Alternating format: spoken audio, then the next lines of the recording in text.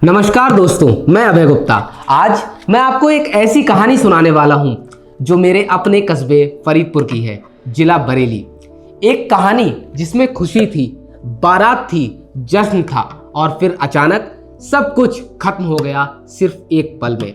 एक कहानी जो किसी के साथ भी हो सकती है, आपके साथ, मेरे साथ, हमारे किसी अपने के साथ। जब घर से निकलते हैं तो सोचते हैं अभी आते हैं, लेकिन कुछ लोग वापस नहीं आ पाते। 2 दिन पहले की बात है, फरीदपुर में एक घर में शादी थी। घर में रोशनी थी, बाजे थे, रिश्तेदार थे। दूल्हा तैयार होकर निकला, सेहरा बंधा था, चेहरे पर मुस्कान थी। उसने सोचा भी नहीं होगा कि आज का दिन उसकी जिंदगी में एक काला धब्बा बन जाएगा।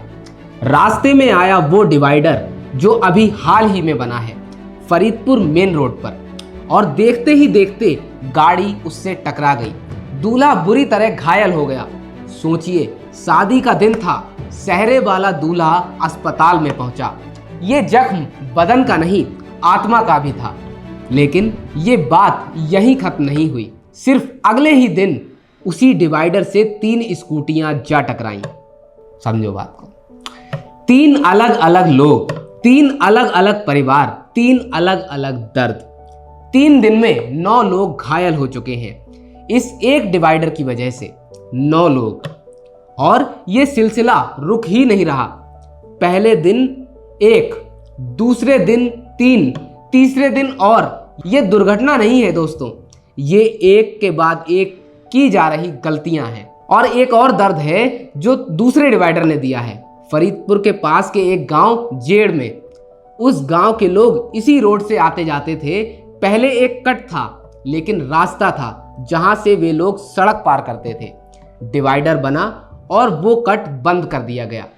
ठीक है, बंद किया, लेकिन कोई दूसरा रास्ता नहीं दिया। उसका अल्टरनेटिव नहीं है, कोई दूसरा कट भी नहीं है। तो अब उस गांव के लोग क्या करें बताइए। अगर आपके घर का दरवाजा बंद कर दिया जाए और कोई खिड़की ना दी जाए तो आप कहां से निकलेंगे? कोई दरवाजा भी ना हो तो आप कहां से निकलेंगे? वो लोग क्या करते हैं, मजबूरी में अपनी बाइक उठाकर डिवाइडर पर चढ़ाते हैं। सिर्फ बाइक ही नहीं, ट्रक को भी डिवाइडर पर चढ़ाया जाता है। ई रिक्शा डिवाइडर पर चढ़ाया जाता है। हर गाड़ी, हर दिन। अब जरा सोचिए, एक भारी ट्रक डिवाइडर पर चढ़ा है, उसी वक्त दूसरी तरफ से कोई बाइक आ रही है। कितना खतरनाक मंजर है। मैं तो डेली देखता हूं जब मैं आता हूं। क्या होगा? गाड़ी पलट सकती है, किसी की जान जा सकती है, और जब वो होगा तब जिम्मेदार कौन होगा? ट्रक वाला, गाड़ी वाला, कौन होगा जिम्मेदार? ये लोग डिवाइडर नहीं चढ़ रहे हैं अपनी मर्जी से, ये अपनी जान खतरे में डालने पर मजबूर है, क्योंकि सिस्टम ने उनके लिए कोई रास्ता नहीं छोड़ा। ये डिवाइडर किसने बनाया? किस अफसर ने मंजूरी दी? किस इंजीनियर ने ये डिजाइन किया? क्या किसी ने एक बार भी सोचा कि यहाँ एक गांव है जिसका रास्ता बंद हो जाएगा? अगर बंद कर दिया कोई बात नहीं, यहाँ एक अल्टरनेटिव कट भी देना चाहिए। क्या किसी ने एक बार भी सोचा कि रात को कोई रोशनी नहीं है, कोई रिफ्लेक्टर नहीं है, कोई वार्निंग साइन नहीं है? नहीं सोचा, क्योंकि उन्हें फरीदपुर के आम लोगों की परवाह नहीं है। जाहिर सी बात है, परवाह नहीं है, इसीलिए अपनी मर्जी से काम करते हैं। हम टैक्स देते हैं, वो सड़क बनाते हैं, लेकिन सड़क बनाने के साथ साथ ये भी देखना था कि उस रास्ते पर, उस सड़क पर जीना आसान हो, मरना नहीं। हम फरीदपुर जिला बरेली के लोग मांग करते हैं, पहला, जेड़ गांव के लिए तुरंत एक अल्टरनेटिव कट दिया जाए ताकि लोगों को डिवाइडर पर गाड़ी चढ़ाने में मजबूर ना होना पड़े। दूसरा, डिवाइडर पर रात को रोशनी का इंतजाम हो, रिफ्लेक्टर्स लगाए जाएं, वार्निंग लाइट्स लगाई जाएं। तीसरा, जो 9 लोग घायल हुए हैं उनके लिए जिम्मेदार अफसर जवाब दें।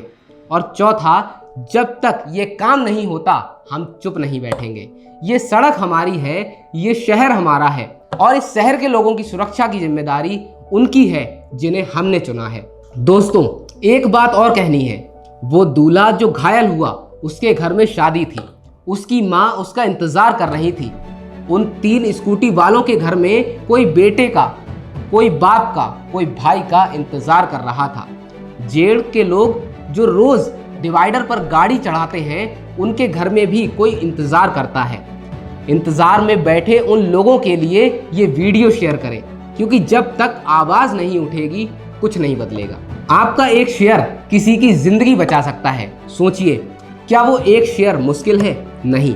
इस वीडियो को ज्यादा से ज्यादा आप लोग शेयर करें, लोगों तक पहुंचाएं, ताकि आपकी आवाज उठाई जा सके और जो 4 शर्तें हमने रखी हैं उनको मंजूरी मिल सके। धन्यवाद।